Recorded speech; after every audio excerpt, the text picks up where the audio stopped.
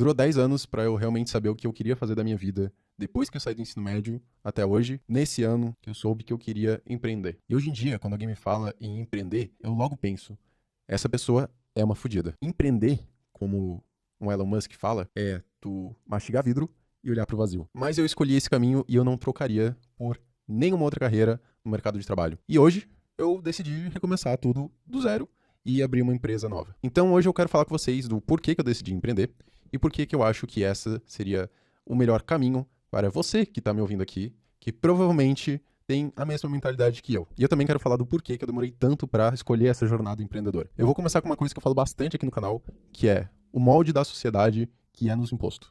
Desde pequeno, a gente sempre ouve aquela bendita pergunta do que tu vai querer ser quando crescer. Eu já quis ser astronauta, já quis ser piloto de NASCAR, já quis ser pirata. Esse questionamento, quando é posto pra ti quando tu é criança, não só te deixa um pouco mais pensativo, paralisado, mas também te impõe uma questão social logo de início. Eu acho que essa seria a primeira questão social que a gente recebe. E o que a gente faz com essa questão?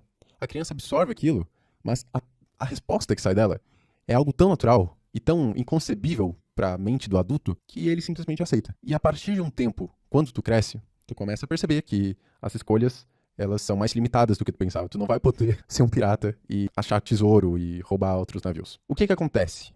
Tu começa a ter um senso de limitação. E esse senso de limitação vai ficando cada vez mais pequeno. É como se tu tivesse começando com um terreno grande e ele tivesse sido engolido, sobra só um pequeno espaço para tu montar essa tua morada, digamos assim. E para muitos não tem uma decisão definitiva, como foi para mim.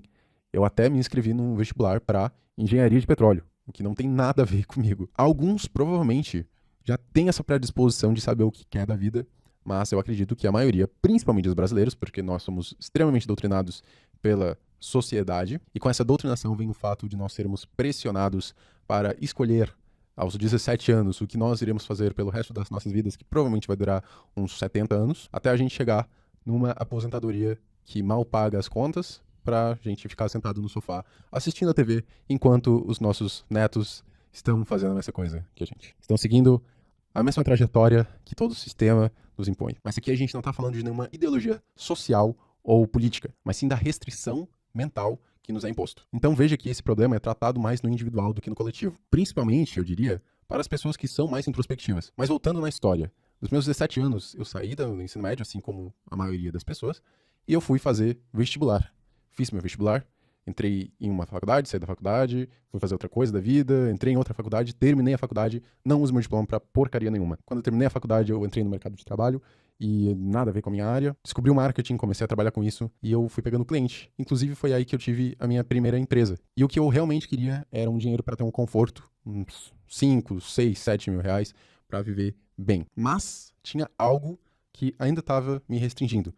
E não era só aquela questão que a gente falou de que o indivíduo, quando ele é doutrinado, ele tem que permanecer naquela restrição que lhe é imposto, mas também a minha própria restrição, a minha própria mentalidade. Então, veja que para tu empreender, principalmente no Brasil, tu tem duas restrições principais. Tem a restrição social e tu tem a restrição individual. E o que seria essa restrição individual?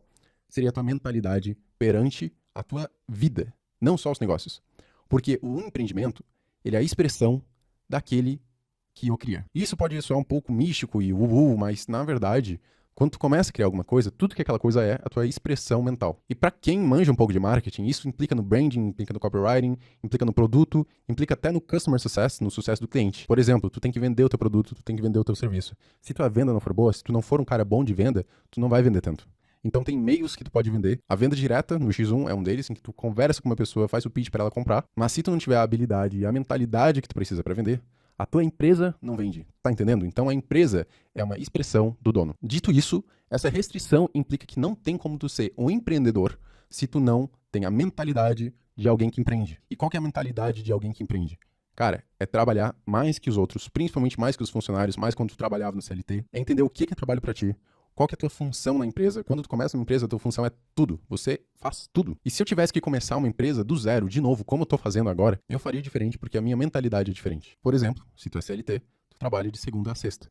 Das 8 às 6, eu trabalhava das 8 às 6, e tu não trabalha nos sábados e domingos. Talvez você trabalha no seu side hustle, mas você se sente tão cansado durante a semana que você trabalha aí 2, 3 horas no sábado, no domingo.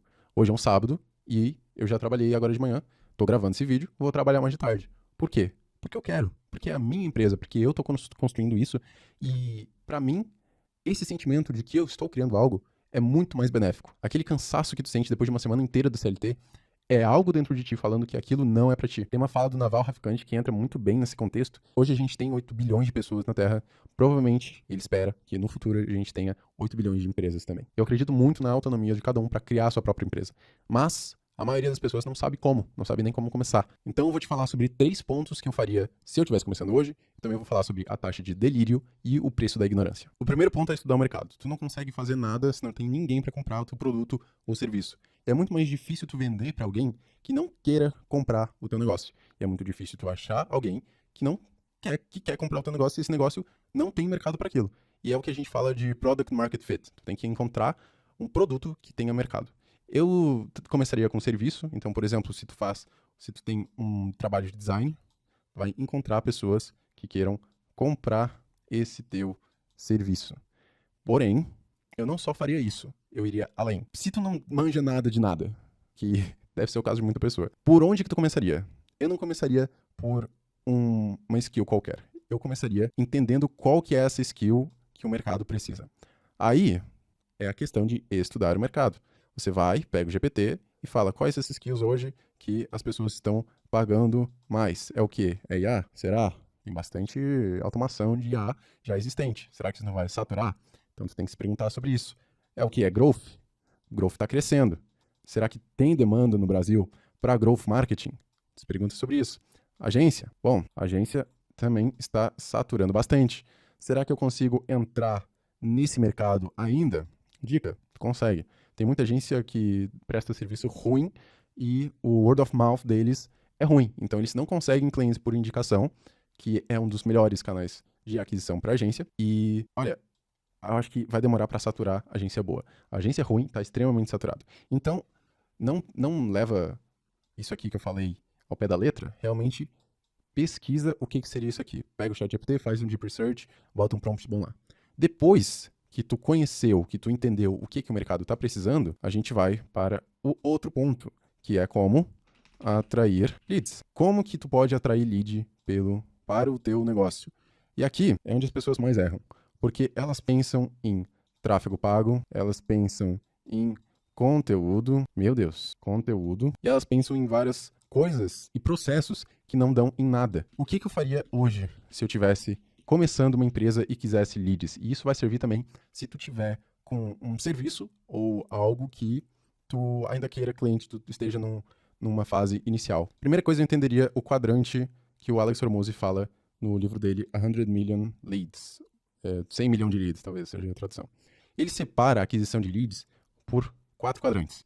Então, aqui a gente separa por frio, aqui quente, aqui seria 1 para 1 e 1 para muitos, certo? Aqui a gente teria o tráfego pago, aqui a gente teria o cold DM, por exemplo, tu mandar mensagens para pessoas que não te conhecem. Aqui no quente tu teria o conteúdo e aqui na parte de cima você teria a mensagem para as pessoas que já te conhecem. Eu começaria por aqui. A maioria das pessoas tenta tráfego pago sem nem ter conteúdo ou tenta mandar mensagem para lead frio. E o problema aqui é que essa mensagem para lead frio, ela é ruim. Então aqui tu não tá tendo eficiência. E para isso aqui dar certo, que dá muito certo, tu precisa de eficiência e volume. Então, eficiência vezes volume. O problema é que a maioria das pessoas não tem volume, faz manda 10 mensagens e pensa que mandou muita mensagem e também não tem eficiência, porque ela manda um oi, tudo bem, quero vender, você quer comprar? Não, tu tem que aquecer o lead primeiro, por isso que o nome é lead frio, tu tem que aquecer o lead. Então, eu não começaria por aqui, porque é um pouco mais trabalhoso, eu começaria por aqui. Como que eu faria? Simples, aqui é um canal de aquisição. Eu perguntaria para as pessoas, eu tenho isso aqui, eu estou oferecendo esse serviço, eu tenho esse produto. Você estaria interessada? É claro que eu não faria assim de cara. Tu tem que quebrar um pouco o gelo, tu tem que aquecer um pouco o lead mesmo, ele sendo um lead quente, um lead que já te conhece. E aí eu perguntaria para ele se ele conhece mais alguém que tenha interesse. Se ele tiver interesse, ok, joia. Você entrega free. Você não cobra esse lead. Você entrega free. É isso que a gente chama de isca gratuita. Quando você não tem expertise, principalmente nesse serviço, você começa com uma isca gratuita. E você pede a indicação desses leads de 5 a 3 pessoas e ele vai te indicar. Essas pessoas são leads quentes. Mas, mesmo assim, sendo leads quente, eu classifico como lead quente porque é um lead conhecido, vindo de um conhecido, né? Mas esse lead você também tem que aquecer. E com esses leads, às vezes vão ser 3, tu pega mais 3 deles. E aí tu consegue imaginar o que acontece aqui, né? Vira uma bola de neve exponencial em que tu pode praticamente só ter esse método de prospecção que tu já vai ter bastante leads aí na mesa. E esse seria o primeiro passo. E é uma coisa bem básica que ninguém faz. Talvez as pessoas façam, mas às vezes elas fazem de um jeito errado, sem eficiência. E aí, depois que tu tiver saturado bastante aqui, eu na verdade faço as duas coisas. Eu faço essa prospecção quente com os meus contatos e também eu faço a prospecção fria. É bem parecido o tipo de prospecção, mas aqui o jogo é volume. Tu precisa de muito volume. A minha meta tá de 24 mensagens por dia, em que eu vou converter 10%, digamos. 10% vão me responder e ir numa call. E então eu vou ter 2. E daí desses 2, eu vou tentar converter. E aqui a gente tem uma conversão mais ou menos de 20%. Ah, Daniel, como é que funciona essa tua conversão? Bom, fica para outro vídeo, mas eu uso uma isca gratuita. Hoje eu estou usando uma isca gratuita de consultoria, mas é porque faz sentido para o meu negócio.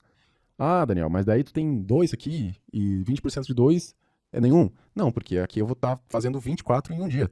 Então em 10 dias eu vou ter 240, daí eu vou ter 24. Então eu vou converter 2 em 10 dias. Eu consigo fechar 2. Legal? Legal. Então tu consegue entender que aqui o negócio é volume. É com volume que eu consigo demanda. E esse é um dos pontos que eu gostaria de saber quando eu estivesse começando. Outro ponto muito importante aqui é que eu entregaria primeiro, aprenderia como entregar depois. O que isso significa? A maioria das pessoas elas ficam presas em tutoriais de YouTube. Não. Tu não quer isso. Tu não quer ver nenhum tutorial antes de prospectar. Tu tem que primeiro entender como que se prospecta e depois tu entende como que se entrega. Entregando primeiro significa eu consigo fazer isso por ti. Tu quer que eu faça? Quero. Show. Tu tem demanda. Aprende a como entregar essa demanda. Como entregar depois. E aí que vem um pulo do gato. Tu não vai cobrar, ou pelo menos, tu não vai cobrar caro por esses teus primeiros leads, clientes.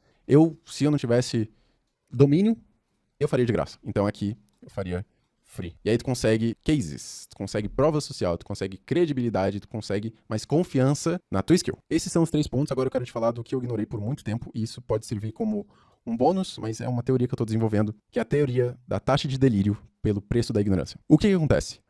Nesse gráfico, eu vou botar aqui recompensa, e aqui eu vou botar esforço. Então, no eixo X, a gente tem o esforço, e no eixo Y, a gente tem recompensa. E se tu não foi um energúmeno no ensino médio, tu provavelmente vai entender esse gráfico. E a gente entende que quanto maior o esforço, maior a recompensa que a gente vai ter, certo? Porém, a maioria das pessoas pensa que a linha é linear. Ou seja, se eu fizer X de esforço, eu vou ter X de recompensa. E aqui é onde mora o perigo. É isso que eu chamo de preço da ignorância. Esse preço da ignorância é isso que tu paga quando tu tem uma ilusão que o teu esforço vai gerar uma recompensa. Na verdade, o certo é uma linha assim, quase que exponencial. Talvez, na verdade, aqui tem um platô. Então, talvez seja assim, mais ou menos assim. A questão aqui é que, olha a diferença de esforço para recompensa. Então, na tua cabeça, tu pensa que tu merece uma recompensa se tu fizer isso aqui de esforço. Mas, na verdade, você só está ganhando isso aqui. Então, tem um delta muito grande entre a recompensa que tu ganha e a recompensa que tu pensaria que tu ia ganhar. E isso aqui é o que eu chamo de taxa de delírio. Quanto maior for a tua taxa de delírio, menor vai ser a tua capacidade de empreender. Mas passando dessa parte aqui, onde o teu esforço é consideravelmente maior do que a recompensa, tu chega em uma linha, ou melhor, uma curva exponencial, em que tu consegue ver que os teus esforços estão te dando recompensa. O que eu quero deixar claro aqui é que isso é extremamente importante se tu quer abrir o teu negócio, se tu quer trabalhar com cliente, se tu quer, sei lá, cara, e-commerce, SaaS, todas essas paradas que a gente vê na internet, no marketing, é sobre isso aqui. É essa mentalidade que tu tem que ter. Quanto de esforço que tu tá fazendo, ele não vai ser proporcional à recompensa. Pode esquecer. Eu diria que 80% do esforço que tu faz não vai ter resultado, não vai ser um resultado demonstrável. Mas tu tem que cuidar para que o esforço que tu faça seja eficiente. Eu vou falar isso mais em outro vídeo. Principalmente eu quero falar com vocês sobre a copy para a mensagem de vendas. A minha já está performando legal, eu posso compartilhar com vocês, talvez em outro vídeo. Então, pra tu não perder esse vídeo que eu vou lançar, aqui no Vislumbre eu vou tentar lançar um vídeo por semana, que talvez seja o máximo que eu consigo, eu gostaria de fazer mais, mas por enquanto eu tenho que me concentrar em outras coisas. Se tu quiser ficar ligado nessa minha jornada, eu vou fazendo updates, eu vou falar mais sobre a minha empresa no próximo vídeo. Se inscreve aqui no canal e tamo junto. Se você se olha no espelho e se acha bonito, e você é carioca, cara, existe grandes chances de ter genética do Renato Gaúcho do seu corpo, pelo microquimerismo. O Renato Gaúcho comeu a sua mãe nos anos 80, ou nos anos 90. Cara, é muito comum. Eu não duvido que o Renato Gaúcho comeu a minha mãe nos anos 80, 90. Não duvido. Ele é o Gengis Khan carioca.